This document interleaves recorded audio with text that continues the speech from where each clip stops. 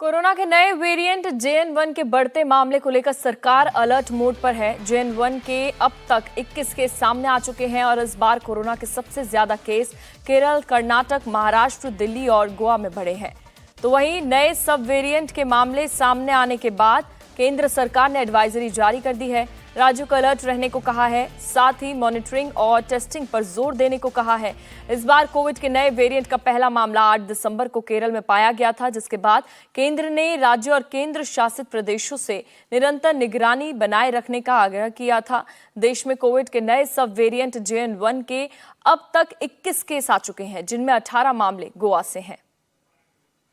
तो फिलहाल एक्शन में सरकार आ गई है, क्योंकि JN1 के अब तक 21 केस सामने आ चुके हैं और इस बार कोरोना के सबसे ज्यादा केस केरल, कर्नाटक, महाराष्ट्र, दिल्ली और गोवा में बढ़े हैं। और वहीं तो नए सब वेरिएंट के मामले सामने आने के बाद केंद्र सरकार ने एडवाइजरी भी जारी कर दी है। राज्यों को अलर्ट रहने पर कहा है, साथ ही लोगों से भी अपील की है कि वो सावधानी बरतें और घबराएं नहीं।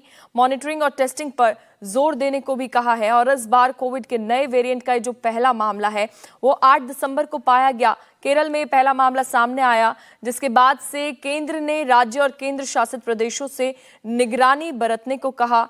और देश में कोविड के नए सब वेरिएंट JN1 के अब तक 21 केस सामने आ चुके हैं, जिनमें से सबसे ज्यादा जो मामले सामने आए हैं वो गोवा से हैं। 18 मामले गोवा से सामने आए हैं और कम से कम केरल, कर्नाटक, महाराष्ट्र, दिल्ली और गोवा में ये पूरे केसेस बढ़े हैं। लेकिन अभी तक जो सबसे ज्यादा मामले सामने आए हैं वो गोवा से आए हैं।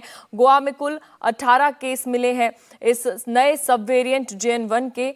और तो अब तक टोटल केस पूरे देश में 21 केस सामने आए हैं।